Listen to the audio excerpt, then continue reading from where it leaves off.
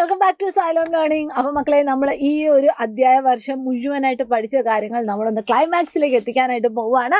അപ്പം നമ്മുടെ ആനുവൽ എക്സാമിൻ്റെ ഏറ്റവും അവസാനത്തെ എക്സാമാണ് നമ്മുടെ EVS. ആ ഒരു എക്സാമും നമുക്ക് അടിപൊളിയായിട്ട് പാർട്ടിസിപ്പേറ്റ് ചെയ്യുന്നുണ്ട്.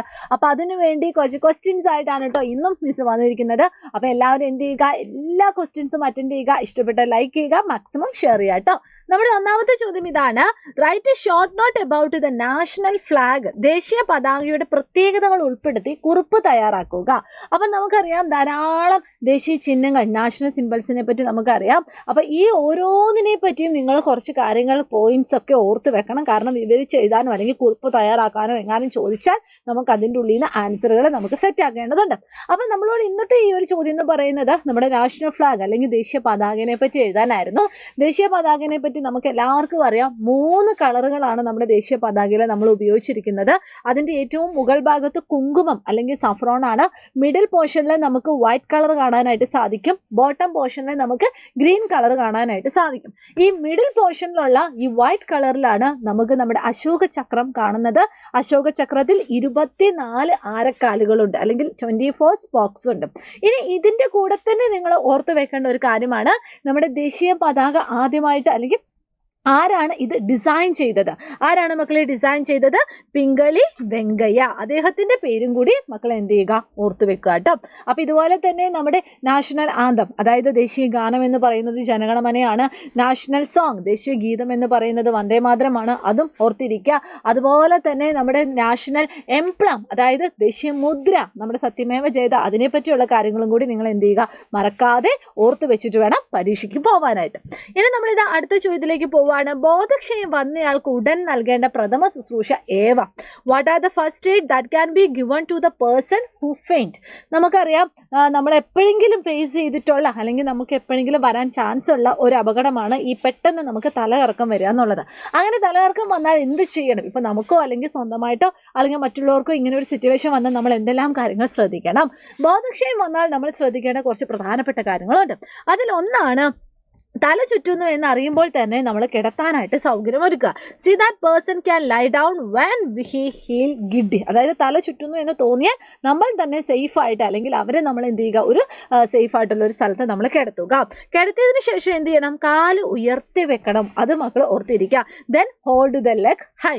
അതിൻ്റെ കൂടെ തന്നെ loose and tight cloth if any, അതായത് ഇറുകിയ വസ്ത്രങ്ങൾ ഏതെങ്കിലും ഉണ്ടെങ്കിൽ അതൊന്ന് ലൂസാക്കുക.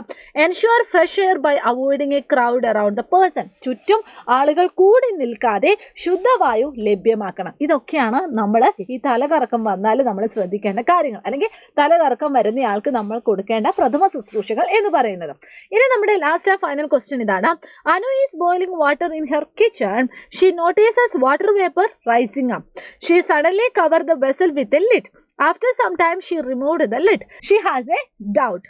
അനു അടുക്കളയിൽ വെള്ളം തിളപ്പിക്കുകയായിരുന്നു. വെള്ളത്തിൽ നിന്ന് നീരാവി ഉയരുന്നത് കണ്ടു. അവളൊരു പരന്ന പാത്രം എടുത്ത് അത് അടച്ചു വെച്ചു. കുറച്ച് സമയം കഴിഞ്ഞപ്പോൾ പാത്രം എടുത്തു മാറ്റി. അവൾക്കൊരു സംശയം തോന്നി. അപ്പോൾ അവൾക്ക് എന്ത് സംശയമാണോ തോന്നിയത്? ഒന്ന് നോക്കിയാലോ. എന്ത് സംശയമാണ് തോന്നിയത്? ഈ പാത്രത്തിൻ്റെ ഉള്ളിൽ എങ്ങനെ വെള്ളത്തുള്ളികൾ വന്നു?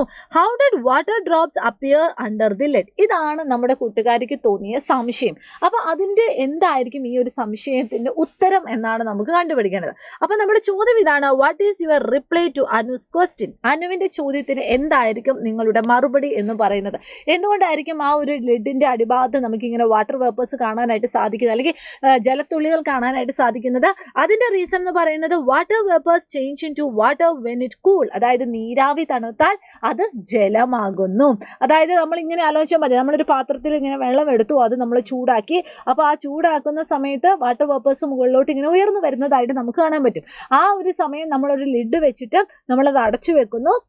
എന്നിട്ട് കുറച്ച് സമയം കഴിഞ്ഞിട്ട് നമ്മൾ നോക്കുന്ന സമയത്ത് അവിടെ പറ്റി പിടിച്ചിരിക്കുന്ന വാട്ടർ വേപ്പേഴ്സൊക്കെ എന്താണ്, ജലത്തുള്ളികളായിട്ട് മാറുന്നുണ്ട്. അതായത് തണുപ്പിക്കുന്ന സമയത്ത് നീരാവി വെള്ളമായിട്ട് മാറുന്നു, അല്ലെങ്കിൽ നീരാവി ജലമായിട്ട് മാറുന്നു. അപ്പോൾ ഈ ഒരു ചോദ്യം നിങ്ങൾ എന്ത് ചെയ്യുക, മറക്കാതെ അറ്റൻഡ് ചെയ്യുക കേട്ടോ. അപ്പോൾ ഇതുപോലെ തന്നെ ധാരാളം ക്വസ്റ്റ്യൻസ് നമ്മുടെ ചാനലിൽ നമ്മൾ അപ്ലോഡ് ചെയ്തിട്ടുണ്ട്. ഇതെല്ലാവരും നിങ്ങൾ കാണുക. ഇനി നമ്മുടെ ഈ ഒരു 4ാം ക്ലാസ് കഴിഞ്ഞിട്ട് ഇനി മക്കൾ 5ാം ക്ലാസ്സിലേക്കാണ് പോകുന്നത്. 5ാം ക്ലാസ് എന്ന് പറയുന്നത് UP സെക്ഷനിലെ ആദ്യത്തെ ക്ലാസ് ആണ്. അപ്പോൾ അവിടെ നിങ്ങൾക്ക് ധാരാളമായിട്ട് ആയിട്ട് കുറേ ചാപ്റ്റേഴ്സും കുറേ സബ്ജക്റ്റുകളും പുതിയതായിട്ട് നിങ്ങൾക്ക് പഠിക്കാനുണ്ട് കേട്ടോ.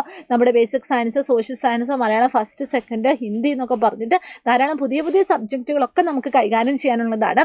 അപ്പോൾ അതിന് നിങ്ങളെ സഹായിക്കാനാണ് സൈലത്തിൻ്റെ ഓൺലൈൻ ട്യൂഷൻ ബാച്ചായ നമ്മുടെ സ്വന്തം പൃഥ്വി ബാച്ച് നമ്മുടെ സൈലം നിങ്ങൾക്ക് വേണ്ടി പ്രൊവൈഡ് ചെയ്യുന്നത്. ഒരു കൊല്ലത്തേക്ക് 2249 രൂപയാണ്. അപ്പോൾ നിങ്ങളെല്ലാവരും എന്ത് ചെയ്യുക, ഇപ്പോഴേ അഡ്മിഷൻ ഉറപ്പുവരുത്തുക കേട്ടോ. ആരും സ്കിപ്പ് ചെയ്യരുത്. നിങ്ങളുടെ ഫ്രണ്ട്സിനൊക്കെ ഇതൊന്ന് ഷെയർ ചെയ്ത് കൊടുക്കാം. അപ്പോൾ എല്ലാ മക്കൾക്കും all the very best and thank you so much. Exam അടിപൊളിയായിട്ട് എഴുതുക. ഞങ്ങളുടെ എല്ലാവരുടെയും പ്രാർത്ഥനകളുണ്ടായിരിക്കും. അപ്പം നമുക്കിനി അടുത്ത ദിവസം വീണ്ടും കാണാം. ബൈ.